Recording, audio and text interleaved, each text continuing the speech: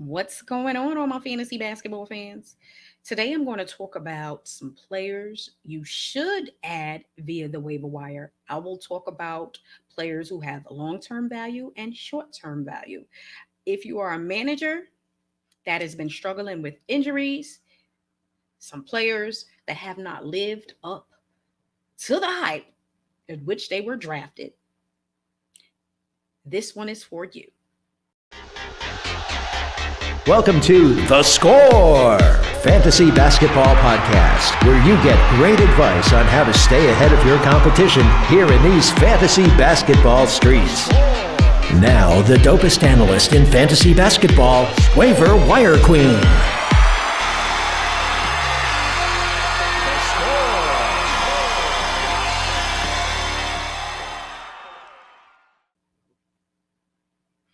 All right, y'all, let's get right into it. Man, I don't know about you guys, but it's been a tough season thus far in fantasy basketball. I'm dealing with multiple injuries. When I look down my roster, I'm like, wow, I don't have enough bench slots for all the injuries. I actually run a league and I have 4 IL slots, and this is on the Yahoo platform. And when I tell you, I got about 6 or 7 players out, and I can't afford to drop those players because these guys are just too good to just drop and let someone else pick up and then utilize them when they return. So I'm trying to be patient. And with patience, maybe L's. So understand that if you have those really good players that you cannot afford to release, you may lose a few games. However, you still have to work the waiver wire. Week 5 is going to be another tough week with injuries, and I'm going to give you a few players who can help you in the short term and who will help you long term.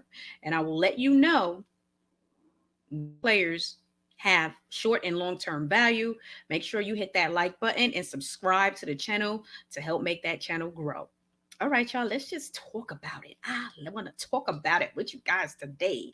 So, had a lot of people talking a lot of trash about Eric Bledsoe. Yes, he has had a few games where he has stunk it up. When I say he's stinking it up, okay, yeah, he has. But he has long-term value. And a lot of those reasons stem from, one, Kawhi isn't available right now. And then the Clippers simply do not know when he is going to be available. So players like Bledsoe, Man, Jackson, they have good value because no. Let me correct that. They have great value because their best player may not even play this season. And if he does, it may be so far down the road. Eric Bledsoe has great long-term value because on a nightly basis, even when he's stinking it up because he's not going to shoot a high percentage from the field, he is still going to find a way to get you between 22 and 25 fantasy points. Now, I don't recommend him in a categories based league because he's going to bring your field goal percentage down and you will lose in field goal percentage and 3-point percentage. So he is strictly recommended in a points based league because he has great value. If there's someone on a waiver wire who's going to consistently get you between 22 and 25 fantasy points, that is a player you want to have coming off your bench because you can use that production. You can't afford to have a player coming off your bench or just sitting on your bench and they are not helping your team. So if you have someone who is not producing, you need to move on from them and pick up someone like Bledsoe who has long-term value, and that is solely because Kawhi isn't available. Okay. And again, availability is one of the most important things when you are playing fantasy basketball. I don't care if you score 20, 30 fantasy points. If you are not in my starting lineup because you are injured, away, or whatever the case may be, you have no value to my team. Bledsoe is going to get you those points.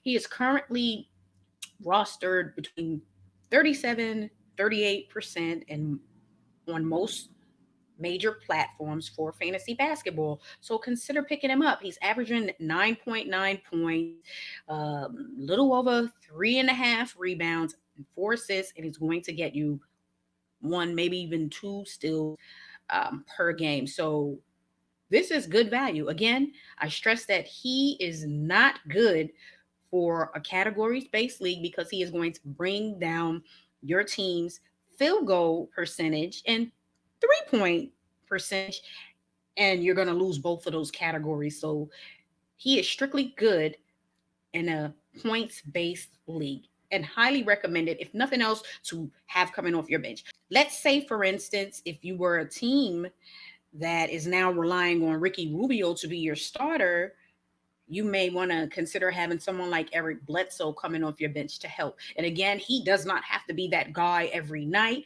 However, there may be a night where you have to start Eric Bledsoe. And if he can get you between 22 and 25 fantasy points, then he has helped your team. Again, half a loaf is better than no loaf, which means some points is better than no points. I'd rather get the 25 from Bledsoe than take a big fat donut, okay?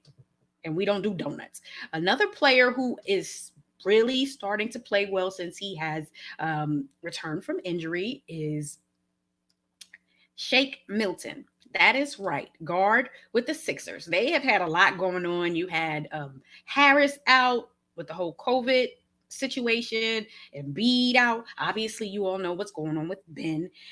So he has finally been able to return from injury, and he is playing extremely well for the 76ers. He's averaging 12.4 points per game, 3.5 rebounds, and 3.4 assists, which is really good for someone who's going to come off your bench. I do feel like he has long-term value because Ben is not playing for the 76ers this year. If they don't know it, we all know something that they don't know.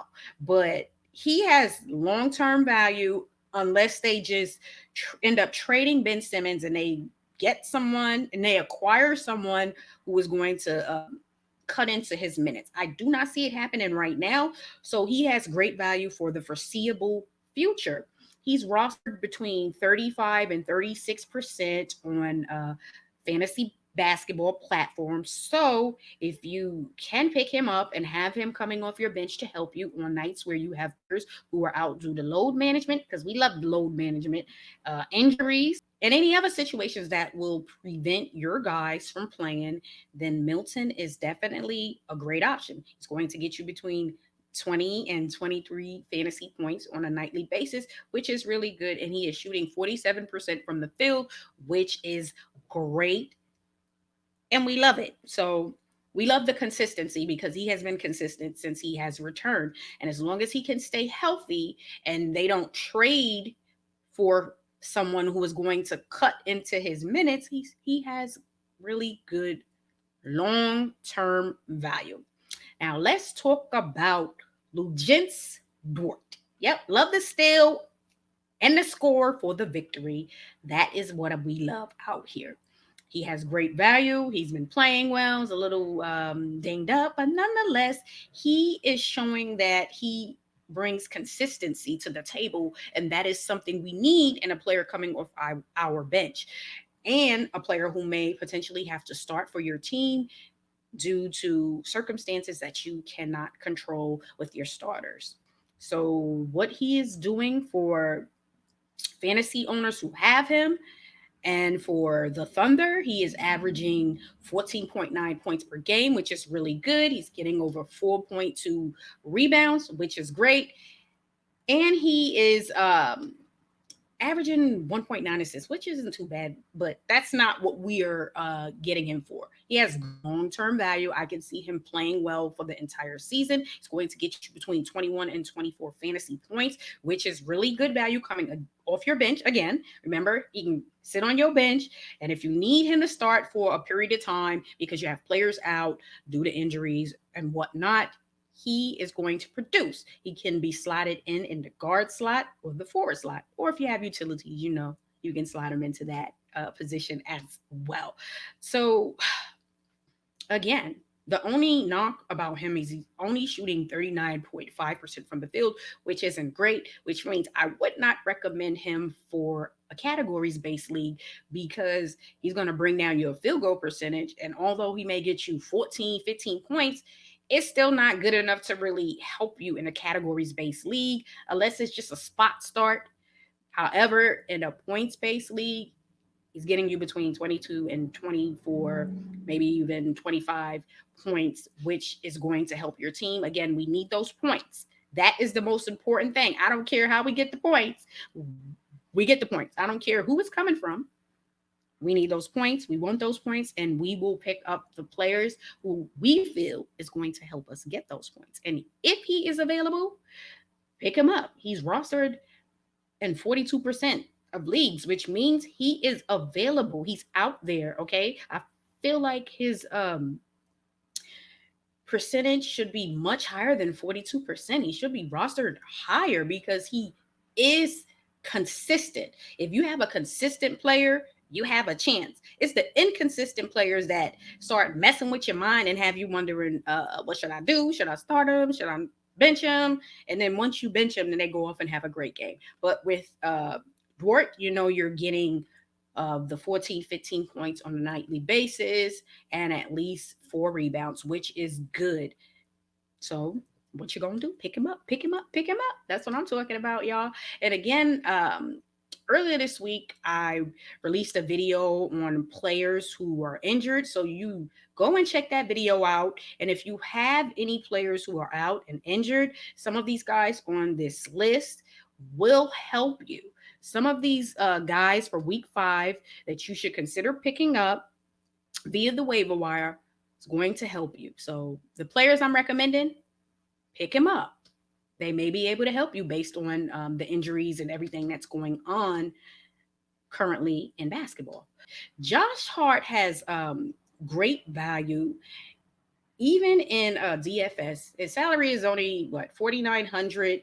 He's a guard or forward, whichever he can play, and he's going to produce. He's going to give you some points. He's going to give you some rebounds, some assists, some steals. He's going to do a little bit of everything, and he's going to do it at an efficient rate. Right now, he is shooting 54% from the field. I expect that to go down a little bit, but nonetheless, you know that, hey, I'm getting a guy who's currently averaging 11 points on the season, 5.6 rebounds, and 2.4 assists, and he's shooting over 50% from the field. That is consistency. He's going to get you between 20 and 23 fantasy points on a nightly basis. I know that Ingram has returned, but nonetheless, that doesn't stop us. And he's a good young player, and he should be able to help the Pelicans because they need all the help they can get, y'all.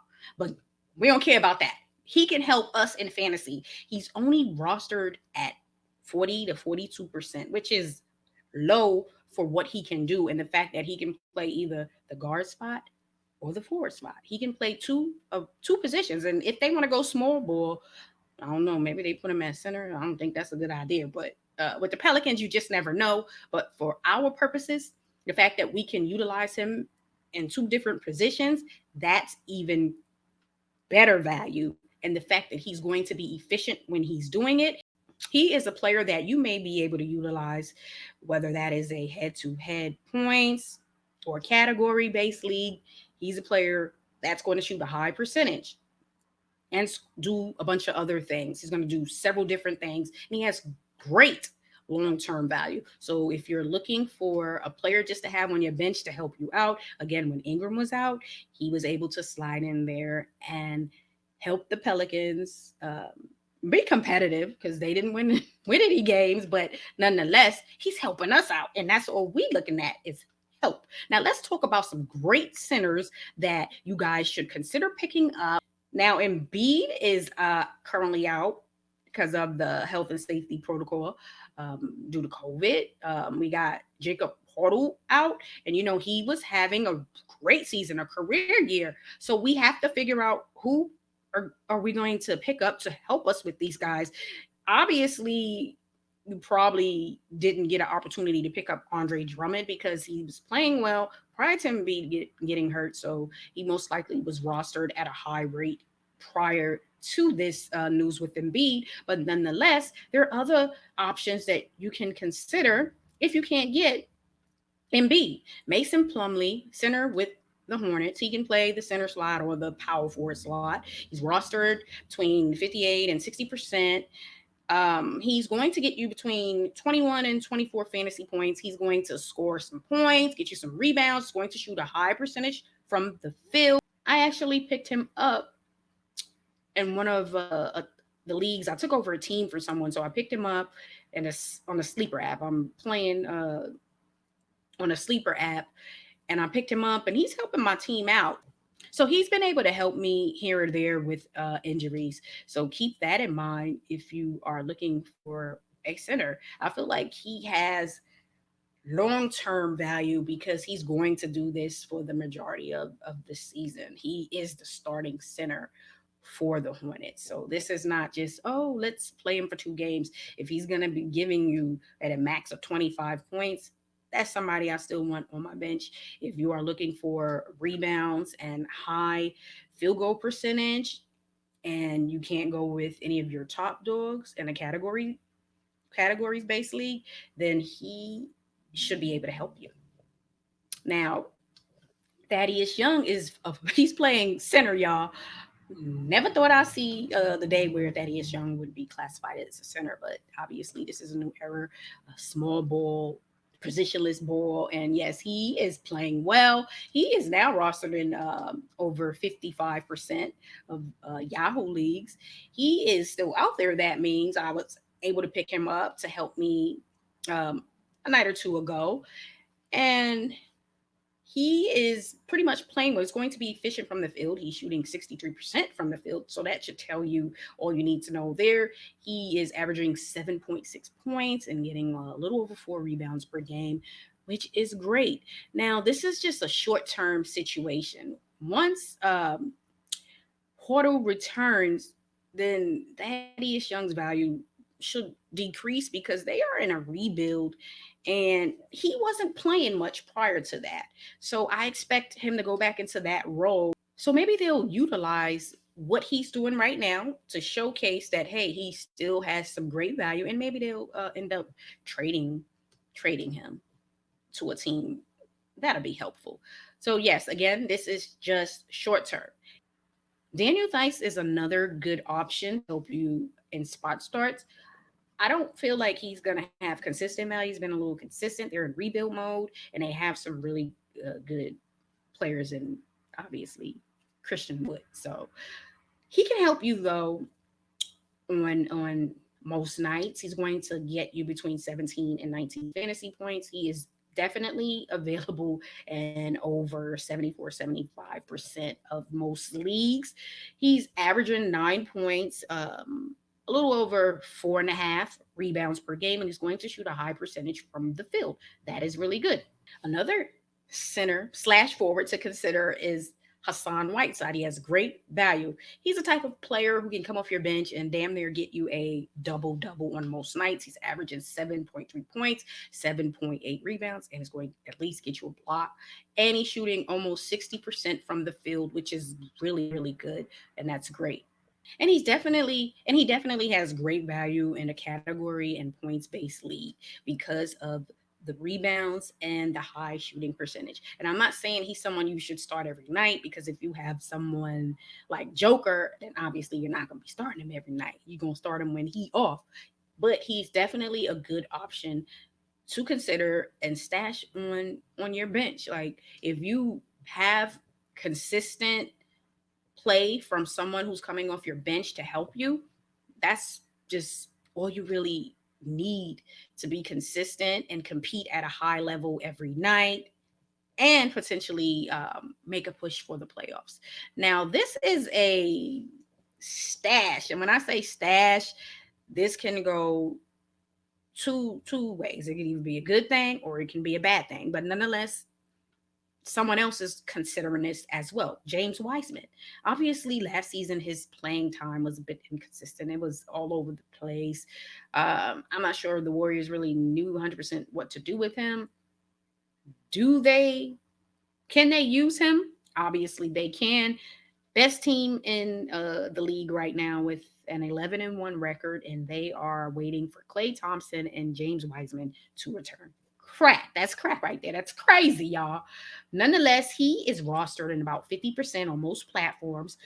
That means you got a 50% chance to log into your app, whatever app you're using, and see he's available and stash him on your bench.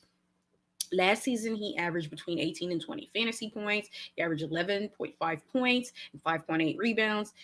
But the only issue was the inconsistency with his minutes, pretty much his playing time. So I do believe that he'll be on a minutes restriction when he first returns because, he's going to still be recovering. They're going to be cautious with him. And he's got to get back into that basketball shape where he's actually playing in a live game. So be patient if you do decide to pick him up and know that this can go either really good or really bad. Nonetheless, sometimes you do have to take chances in order to position yourself to win. Adding Weisman is not a high risk situation. This is to me a low risk, high reward type of deal.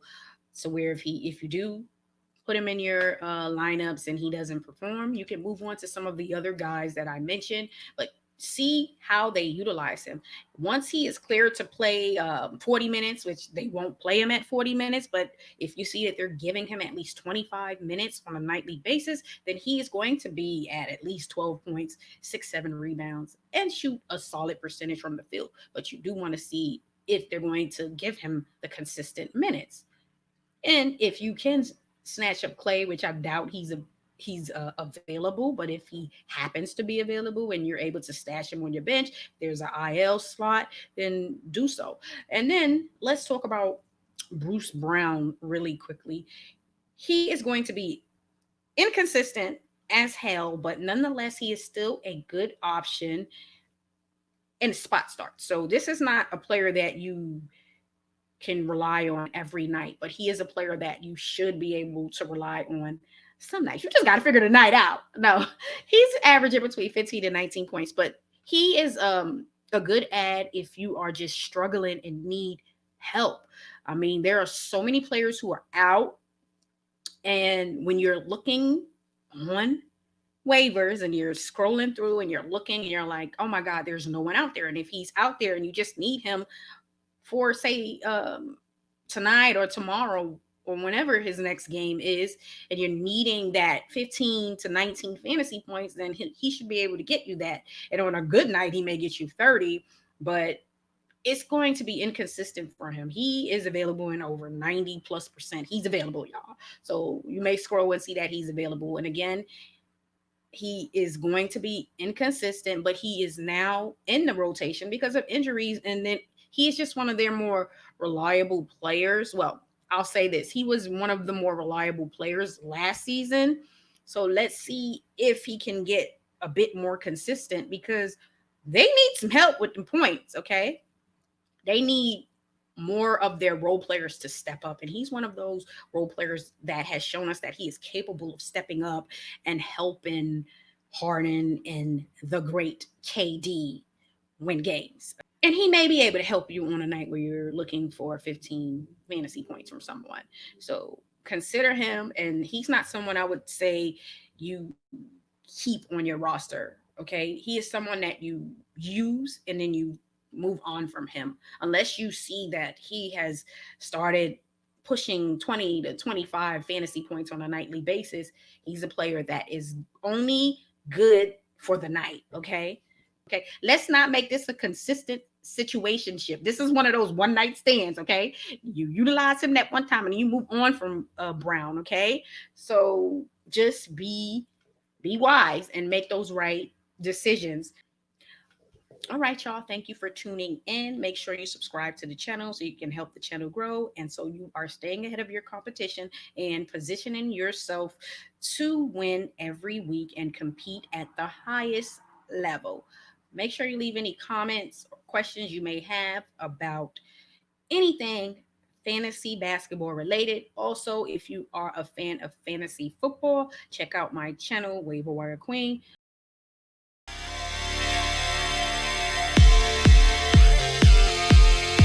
Thanks for listening to The Score Fantasy Basketball Podcast.